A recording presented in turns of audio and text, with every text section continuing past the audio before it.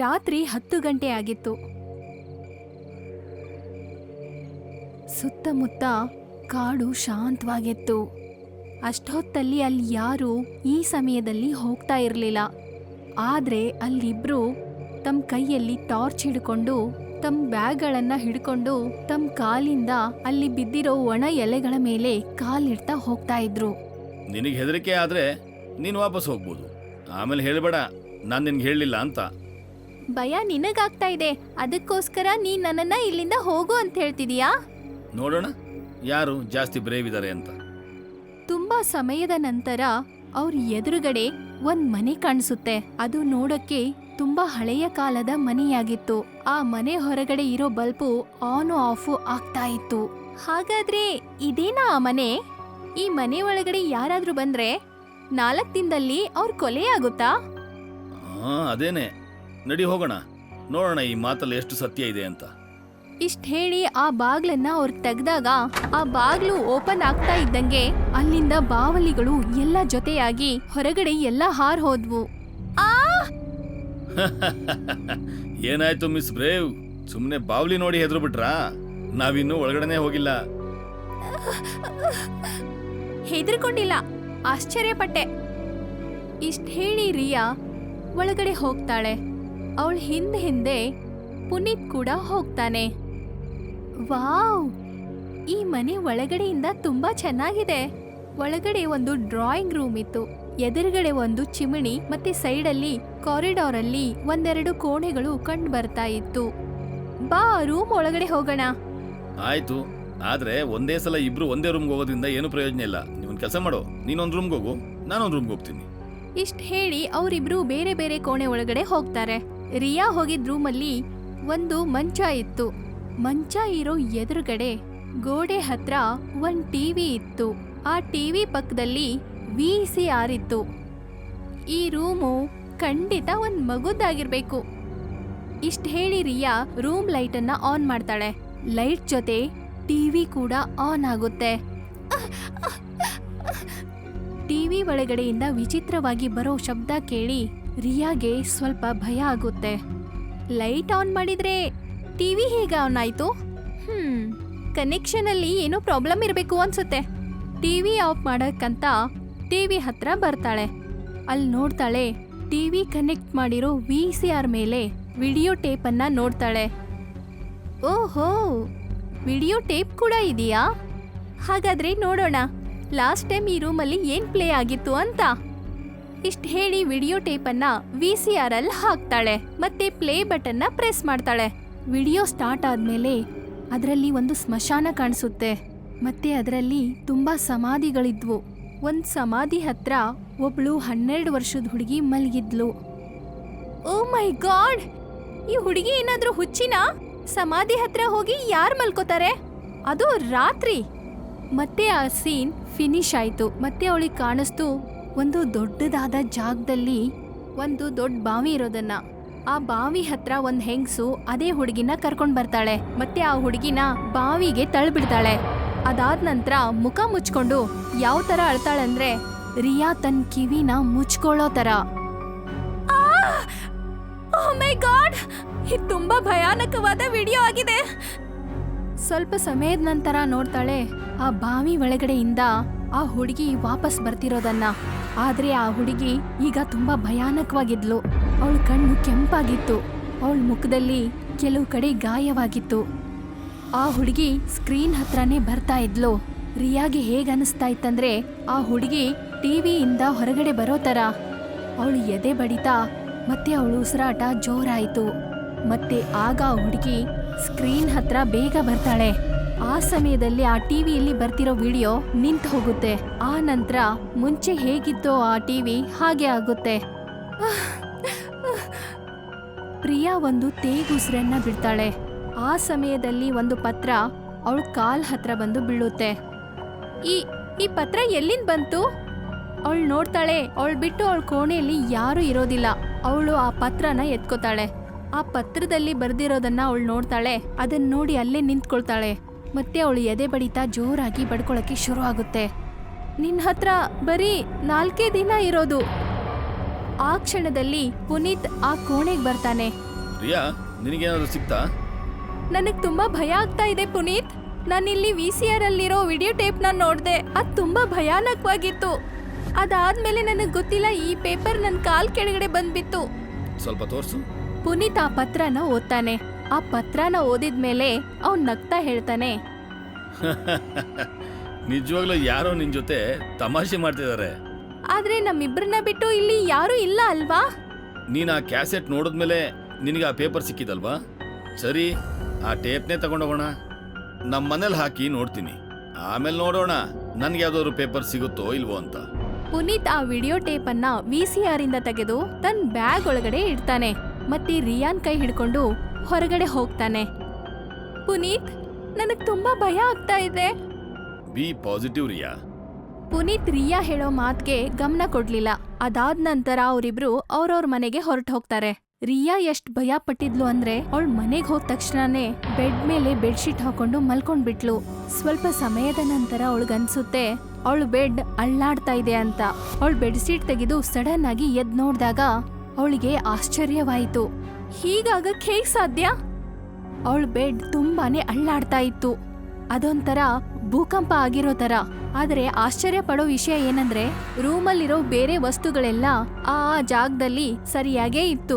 ಆದ್ರೆ ಆ ಬೆಡ್ ಮಾತ್ರ ಅಲ್ಲಾಡ್ತಾ ಇತ್ತು. ತಕ್ಷಣವೇ ಆ ಬೆಡ್ ಸ್ಟ್ರೇಟ್ ಆಗಿ ನಿಂತ್ಕೊಳ್ಳುತ್ತೆ. ಆಗ ಅವಳು ದಿಢೀರ್ನೆ ಕೆಳಗಡೆ ಬಿದ್ದ್ಬಿಡ್ತಾಳೆ. ಅವಳು ನಿಧಾನವಾಗಿ ಎದ್ದೇಳ್ತಾಳೆ. ಅವಳು ತನ್ನ ರೂಮ್ ಬಾಗ್ಲು ತೆಗೆದು ಅಲ್ಲಿಂದ ಆಚೆ ಹೋಗ್ತಾಳೆ. ಸ್ವಲ್ಪ ಮುಂದೆ ಹೋದ್ಮೇಲೆ ಅವಳು ಸಡನ್ ಆಗಿ ಅಲ್ಲೇ ನಿಂತ್ಕೊಂಡ್ಬಿಡ್ತಾಳೆ. ಅಯ್ಯೋ ದೇವ್ರೆ, ಅಲ್ಲ ನಾನು ಎಲ್ಲಿಗೆ ಬಂದಿದ್ದೀನಿ? ನನ್ ಮನೆ ಎಲ್ಲಿ ಹೋಯ್ತು? ಅವಳು ನೋಡ್ದಾಗ ಅವಳಿಗೆ ಏನನ್ಸುತ್ತೆ ಅಂದ್ರೆ ಅವಳು ಇರೋ ಜಾಗದಲ್ಲಿ ದೂರವರೆಗೂ ಕತ್ಲು ಕಾಣಿಸ್ತಾ ಇತ್ತು. ಮತ್ತೆ ಅವಳು ಹಿಂತಿರುಗಿ ನೋಡ್ದಾಗ ಅವಳ ಮನೆ ಬಾಗಿಲ್ ಕೂಡ ಮಾಯವಾಗಿತ್ತು. ಯಾವುದ್ರಿಂದ ಹೊರಗಡೆ ಬಂದ್ಲೋ ಆ ಬಾಗ್ಲು. ಯಾರಿದ್ದೀರಾ ಇಲ್ಲಿ? ಯಾರ್ ನನ್ನ ಕಾಲೇ ಜಾಗಕ್ಕೆ ಬರೋ ಹಾಗೆ ಮಾಡಿದೀರಾ? ಅವಳು ಇಷ್ಟು ಹೇಳಿದ್ಲು ಅಷ್ಟೇ. ಅವಳು ನೋಡ್ತಾಳೆ, ದೂರದಿಂದ ಆ ವಿಡಿಯೋ ಟೇಪ್ನಲ್ಲಿ ನೋಡಿದ್ದ ಆ ಹುಡುಗಿ ಅವಳ ಹತ್ರನೇ ಬರ್ತಾ ಇರ್ತಾಳೆ. ಯಾರ್ ನೀನು?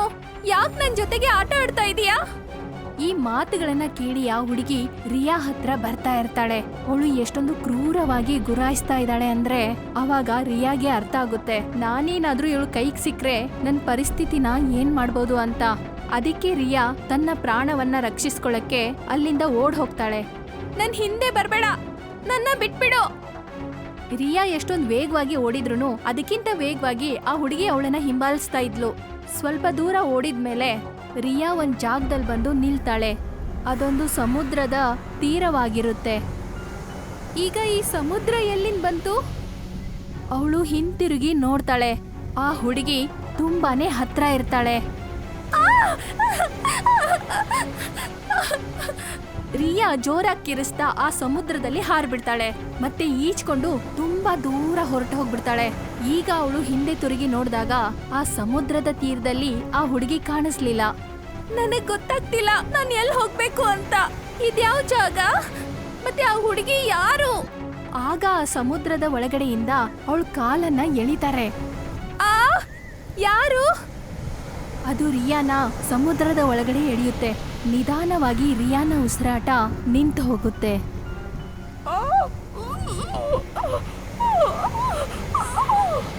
ಆಗ ಸಡನ್ ಆಗಿ ರಿಯಾಗೆ ಎಚ್ಚರ ಆಗುತ್ತೆ. ಅವಳು ನೋಡಿದಾಗ ಅವಳು ತನ್ನ ಬೆಡ್ ಮೇಲೆ ಸುರಕ್ಷಿತವಾಗಿ ಮಲಗಿರ್ತಾಳೆ. ಆದ್ರೆ ಕನ್ಸಲ್ಲಿ ಅವಳು ಏನ್ ನೋಡಿರ್ತಾಳೋ ಅದರಿಂದ ಅವಳು ಉಸಿರಾಟ ಮತ್ತೆ ಎದೆ ಬಡಿತ ಜೋರಾಗಿ ಬಡಿಯುತ್ತೆ. ದೇವ್ರ ದೊಡ್ಡನಪ್ಪ, ನಾನು ಹುಷಾರಾಗಿದ್ದೀನಿ. ಇಷ್ಟ ಹೇಳಿ ಅವಳು ನೀರ್ ಕುಡಿಯೋಕೆ ಅಂತ ಬೆಡ್ ಇಂದ ಇಳಿತಾಳೆ. ಯಾವಾಗ ಅವಳು ನೆಲದ ಮೇಲೆ ಕಾಲಿಡ್ತಾಳೋ ಆಗ ಅಚಾನಕ್ ಆಗಿ ಯಾರೋ ಅವಳ ಕಾಲನ್ನ ಹಿಡಿತಾರೆ. ಯಾರು? ಅವಳು ಹಿಂತಿರುಗಿ ನೋಡಿದಾಗ ಅದೇ ಭಯಾನಕವಾದ ಹುಡುಗಿ ಅವಳ ಕಾಲನ್ನ ಹಿಡ್ಕೊಂಡಿರ್ತಾಳೆ.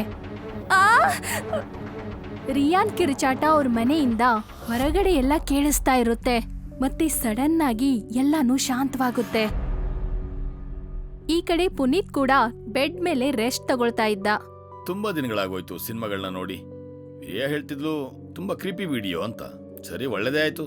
ನನ್ನ ಮನ್ಸು ಇವತ್ತು ಹಾರರ್ ಮೂವಿ ನೋಡ್ಬೇಕು ಅಂತ ಹೇಳ್ತಾ ಇತ್ತು. ಹಾರರ್ ಮೂವಿ ಎಷ್ಟು ಚೆನ್ನಾಗಿರುತ್ತೆ. ಒಂದ್ಸಲ ನೋಡಿದ್ರೆ 2-3 ದಿನ ನಿದ್ರೆನೇ ಬರೋದಿಲ್ಲ. ದಾರಿಲಿ ನಡ್ಕೊಂಡು ಹೋಗ್ತಾ ಇದ್ರೆ ಯಾರೋ ನಮ್ಮನ್ನ ಕರಿತಾ ಇದಾರೆ ಅನ್ಸುತ್ತೆ. ಇಷ್ಟ್ ಹೇಳಿ VCR ಅಲ್ಲಿ ವಿಡಿಯೋ ಟೇಪನ್ನ ಹಾಕ್ತಾನೆ ಮತ್ತೆ ಪ್ಲೇ ಮಾಡ್ತಾನೆ.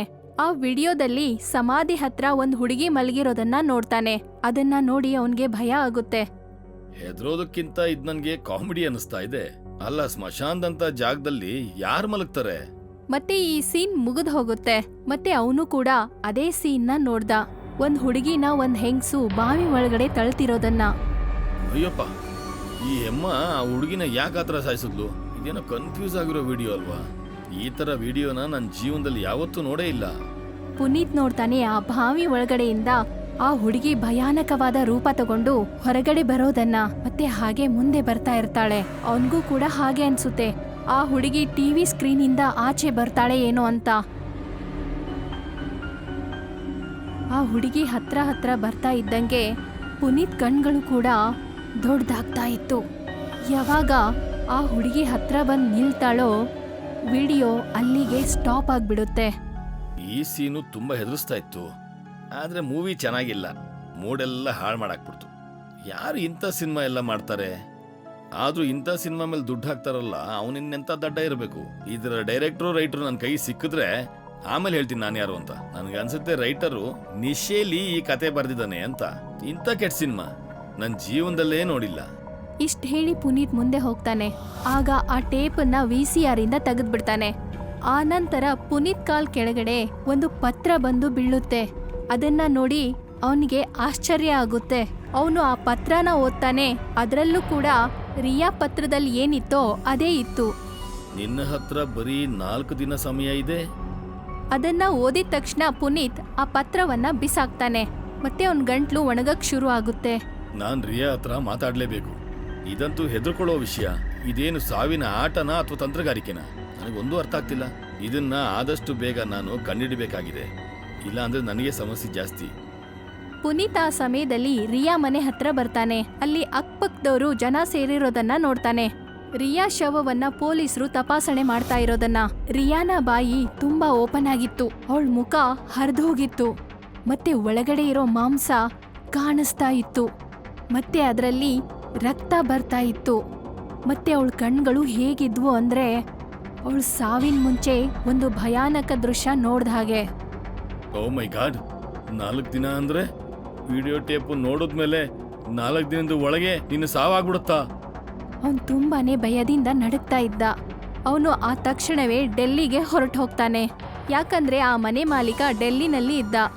ಈಗ ರಾತ್ರಿ 2 ಗಂಟೆ ಆಗಿತ್ತು. ಡೆಲ್ಲಿ ತಲುಪಕ್ಕೆ ಅವನ್ಗೆ 5 ಗಂಟೆ ಹಿಡೀತು. ಮತ್ತೆ ಈಗ ಅವನ್ ಮುಂದೆ 55 ವರ್ಷದ ಒಬ್ಬ ವ್ಯಕ್ತಿ ಇದ್ದ. ನೀನು ಆ ಮನೆಗೆ ಅದ್ರ ಬಗ್ಗೆ ತಿಳ್ಕೊಳ್ದೇನೆ ಅಲ್ಲಿಗೆ ಹೋಗೋ ಸಾಹಸ ಮಾಡಿದೀಯ. ಬೇರೆ ಜನಗಳ ತರ ಇಷ್ಟೊತ್ತಿಗೆ ನೀನು ಸಾಯ್ಬೇಕಾಗಿತ್ತು. ಈಗ ನಾನೇನು ಮಾಡಕ್ಕಾಗಲ್ಲ. ಇದನ್ನ ಕೇಳಿ ಪುನೀತ್ಗೆ ತುಂಬಾನೇ ಭಯ ಆಯ್ತು. ಅವನು ನಡುಕ್ತಾ ಕೇಳ್ತಾನೆ, ನನಗೆ ಹೇಳಿ, ಆ ಮನೇಲಿ ಏನ್ ಕತೆ ಅಂತ? ಅದೇನು ವಿಡಿಯೋ ಟೇಪು? ಆ ಹುಡುಗಿ ಯಾರು? ಇದನ್ನ ಕೇಳಿ ಆ ವ್ಯಕ್ತಿ ಏನೋ ಹೇಳಕ್ಕೆ ಶುರು ಮಾಡ್ತಾನೆ. ಪುನೀತ್ಗೆ ಒಂದು ಕತೆನ ಹೇಳ್ತಾನೆ. ಏನ್ ರಹಸ್ಯ ಆ ಮನೆದು? ಆ ವಿಡಿಯೋ ಟೇಪಲ್ಲಿ ಕಾಣಿಸ್ತಿರೋ ಆ ಹುಡುಗಿಯ ಕತೆ ಆದ್ರೂ ಏನು? ಆದ್ರೆ ಯಾಕೆ ಆ ವಿಡಿಯೋ ಟೇಪ್ನ ನೋಡಾದ್ಮೇಲೆ ಜನಗಳ ಸಾವಾಗ್ತಾ ಇದೆ? ಈ ಎಲ್ಲ ಪ್ರಶ್ನೆಗೂ ಉತ್ತರ ನಾವು ತಿಳ್ಕೊಳ್ಳೋಣ ಈ ಕಥೆಯ ಮುಂದಿನ ಪಾರ್ಟ್ನಲ್ಲಿ. ಬೇಗ